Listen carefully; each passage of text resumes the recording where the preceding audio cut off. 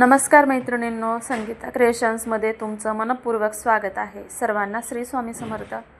तर चला, आजच्या व्हिडिओमध्ये आपण पाहणार आहोत लॉंग फुगाबाही कटिंग आणि शिलाईची अगदी सोपी पद्धत।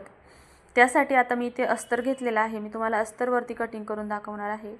डबल फोल्ड अस्तर आहे आणि आता ही मी 4 एगी घडी केलेली आहे, कारण मी दोन्ही स्लीव्हचं कटिंग सोबत करणार आहे।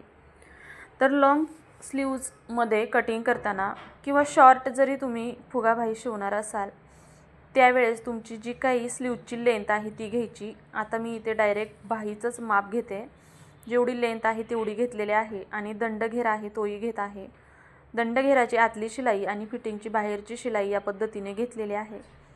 आता मी इथे उंची टाकत आहे बाहीची। जसं की मी चार्ट तुमच्यासोबत मागच्या एका व्हिडिओमध्ये अपलोड केलेला आहे, त्याची लिंक मी डिस्क्रिप्शनमध्ये देते, ते तुम्ही पाहून घ्या। तर त्या पद्धतीने तुम्ही ते कटिंग करू शकता। मी 7.5 इंच उंची आणि 3 इंच कॅप हाईट घेऊन नॉर्मल स्लीव्हचा आकार देऊन घेतलेला आहे। त्यानंतर बाहेरच्या बाजूने आपण घेणार आहोत शिलाई मार्जिन, आणि मग हे मार्किंग आपण कंप्लीट करून घेऊया। म्हणजे जे स्लीव्हचं सिंपल स्लीव्हचं मार्किंग आहे ते या पद्धतीने होईल। आता त्यानंतर आपल्याला बनवायचा आहे फुगा। तर फुगा बनवण्यासाठी तुम्ही इथे 3.5 इंच, 2 इंच किंवा 5 इंच तुम्हाला हवा तेवढा बनवू शकता। तुम्हाला खूप सारा पफ हवा असेल तर तुम्ही 5 इंच घेऊ शकता, पण मला इथे मीडियम साईजचा हवा आहे म्हणून मी इथे 3 इंचावरतीच उंची घेतलेली आहे तयार स्लीव्हच्या वरती, आणि 3 इंचच बाजूच्या बाजूने मार्किंग करून मग हा पॉईंट मी जोडून घेतला आहे। नंतर या पॉईंटचा मध्य काढला आहे आणि या मध्यावरती मी इथे गोल आकार देऊन हा आकार सरळ खाली आपण जे स्लीव्हचं फिटिंगचं मेजरमेंट घेतलेलं आहे तिथं जॉईंट केला आहे। या पद्धतीने फुगाबाहीमध्ये एकच गोष्ट महत्त्वाची असते, ती म्हणजे इथं गोल आकार येणं खूप महत्त्वाचं असतं। म्हणजे हा जो पफचा वरचा आकार आहे तो, आणि शिवाय हा जो मध्य आहे तोही खूप महत्त्वाचा असतो। तिथे मी स्टार करून घेतलेला आहे, कारण आपण प्लेट्स कुठपर्यंत टाकायचं आणि कुठे थांबायचं हे या स्टारवरती डिपेंड असतं, म्हणून स्टार करून घेतलेला आहे। आणि इथे स्टार केलेला आहे तिथे एक छोटासा कट द्यायचा, म्हणजे डबल मेजरमेंट घेण्याची वेळ येणार नाही। तर या पद्धतीने मी स्लीव्हचं कटिंग केलेलं आहे। चला, तर आता आपण शिलाई कशी करायची तेही पाहूया। तर आता अस्तरच्या मेजरमेंटनुसार मी मेन ब्लाऊजचं कापड आहे त्याचीही कटिंग करून घेते। त्याआधी मी ते सेंटरला सुद्धा एक छोटासा कट दिलेला आहे। आता मी ब्लाऊजचं कापडही स्लीव्हचं जे अस्तरचं कापड आहे त्या पद्धतीने ते कटिंग केलेलं आहे। तर चला, आता आपण मशीनवर पाहूया शिलाई। तर शिलाई करताना आता इथे आपण शिलाई करताना मी इथे पोटली बटन वापरणार आहे, त्यामुळे हा व्हिडिओ अजून इंटरेस्टिंग होणार आहे, कारण फुगाबाही विथ पोटली बटन असं शिलाई करणार आहोत। तर आता पोटली बटन बनवायचे आहे, त्यामुळे आता मी डायरेक्ट आधी अस्तरवरती पोटली बटन अटॅच करून घेणार आहे आणि मग पुढची शिलाई पाहणार आहे। त्यासाठी मी इथं 2 इंच रुंद आणि 2 इंच लांब या पद्धतीने चौकर तुकडे घ्यायचे आहेत, ज्या कपड्याचे तुम्हाला पोटली बटन बनवायचे आहे त्याचे।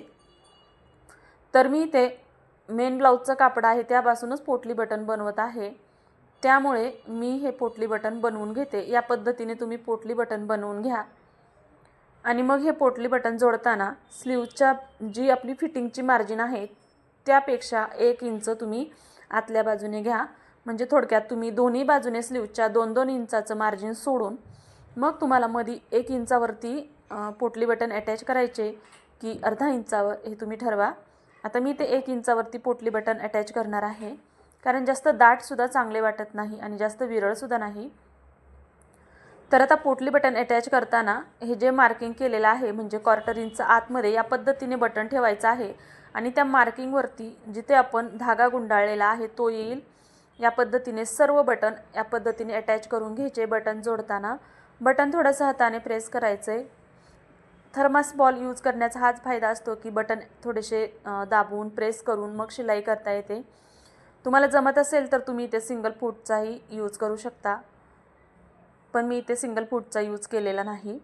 या पद्धतीने तुम्ही सर्व पोटली बटन एकसारख्या मार्जिनवरतीच जोडून घ्यायचे आहेत। तर या पद्धतीने जर तुम्ही पोटली बटन जोडले तर पोटली बटन अगदी फिनिशिंगसह बसतात। साईडने धागे वगैरे निघत नाही किंवा एक्स्ट्राचं कापडही निघत नाही. त्यामुळे पोटली बटनची स्लीव्ज डिझाईन किंवा ब्लाऊज डिझाईन करताना तुम्ही अशा पद्धतीनेच पोटली बटन जोडा. तर पोटली बटन ब्लाऊज डिझाईनचा व्हिडिओ मी या आदल्या दिवशीचा व्हिडिओ अपलोड केलेला आहे, तोही तुम्ही पहा. मध्ये अगदी फिनिशिंगसह पोटली बटन ब्लाऊज डिझाईन कशी बनवायची तेही कळेल. हवं तर तुम्हाला मी लिंकसुद्धा डिस्क्रिप्शनमध्ये देते या व्हिडिओच्या. तर आता हे बटन जोडून झाल्यानंतर एक्स्ट्राचं जे कापड होतं ते मी कट केलं आहे. त्यानंतर मेन स्लीवचं कापड घेतलं आहे आणि मेन स्लीवच्या सुईच्या बाजूकडून ही अस्तरची स्लीव्ज या पद्धतीने ठेवली आहे की पोटली बटन आतल्या बाजूने जातील आणि वरच्या बाजूने जी शिलाई आहे त्या शिलाईवरतीच शिलाई मारून घ्यायची आहे. शिलाई अलीकडे किंवा पलीकडे होऊ द्यायची नाही. नंतर हे अस्तर या पद्धतीने ओपन करायचं आणि मग त्यावरती दाबटीप मारून घ्यायची आहे. दाबटीप मारताना थोडंसं काळजीपूर्वक मारायचे आहे आणि मग पूर्ण दाबटीप मारून झाली की अस्तरचं बाजूला जे काही कापड ओपन आहे त्यालाही चारही बाजूने अगदी व्यवस्थित फिनिशिंगसह शिलाई मारायची आहे आणि एक्स्ट्राचं जे कापड आहे तेही कट करून घ्यायचं आहे. तर या पद्धतीने आपली स्लीव्ज शिलाई करून तयार झालेली आहे. आता मेन पार्ट आहे तो फुगा कसा बनवायचा तेही आपण पुढे पाहूया. त्याआधी हे जे ब्लाऊजचं कापड आहे एक्स्ट्राचं ते अगदी व्यवस्थित कट करून घ्यायचं आहे आणि जे कट आपण दिलेले आहेत ना तेही व्यवस्थित कट जागेवर देऊन घ्यायचे आहे. म्हणजे आपल्याला प्लेट्स घालताना थांबायचं कुठं हे लक्षात येईल. तर आता सुरुवातीला सेंटरचा कट आणि साईडला दोन्ही कट मी देऊन घेते. आता इथे प्लेट्स टाकताना एकसारख्या मार्जिनच्या प्लेट्स या पद्धतीने खालच्या बाजूने येतील या पद्धतीने टाकायच्या आहे. तुम्ही वरून सुरुवात करू शकता किंवा खालून किंवा या पद्धतीने एक एक प्लेट्स घेऊ शकता किंवा तुम्ही अगोदर प्लेट्स टाकून पिन लावून घ्या आणि मग नंतरही तुम्ही शिलाई मारू शकता. तर आता एका बाजूच्या प्लेट्स खालच्या बाजूने स्लीवच्या झाल्यात तर दुसऱ्या बाजूच्या प्लेट्स त्याच्या विरुद्ध दिशेने घालायच्या म्हणजे पप अगदी छान खांद्यावरती येतो. या पद्धतीने लॉंग फुगाबाही विथ पोटली बटन अशी आपली स्लीव्ज तयार आहे. ही स्लीव्ज खरंच घातल्यानंतर खरंच खूप सुंदर दिसते. तर नक्की अवश्य ट्राय करा. तर आता दुसऱ्या बाजूची स्लीव्जसुद्धा मी या पद्धतीने बनवून घेतलेली आहे आणि आपल्या दोन्ही स्लीव्ज अगदी तयार आहेत. तर मैत्रिणींनो, कशी वाटली तुम्हाला ही स्लीव्ज डिझाईनची पद्धत, शिलाई करण्याची आणि कटिंग करण्याची पद्धत? अजून एक पॉईंट तुमच्यासोबत शेअर करायचा आहे तो म्हणजे आर्महोल. मी जसं की कटिंग करताना बोलले होते की मी आर्महोल शिलाई झाल्यानंतर कट करते. तर या पद्धतीने दोन्ही बाजूचे आर्महोल इकडच्या स्लीवचे या बाजूने आहे तर इकडच्या स्लीवचे या बाजूने म्हणजे विरुद्ध असतात. तर स्लीव्ज ठेवून घ्यायच्या एकमेकांच्या विरुद्ध दिशेने आणि मग हे आर्महोल या पद्धतीने कट करून घ्यायचे आहेत. तर चला, तुम्हाला व्हिडिओ आवडला असेल तर व्हिडिओला लाईक, शेअर आणि चॅनलवरती नवीन असताल तर चॅनलला सबस्क्राईब नक्की करा. पूर्ण व्हिडिओ पाहिल्याबद्दल धन्यवाद. भेटूया उद्याच्या नवीन व्हिडिओमध्ये. तोपर्यंत सर्वांना श्री स्वामी समर्थ.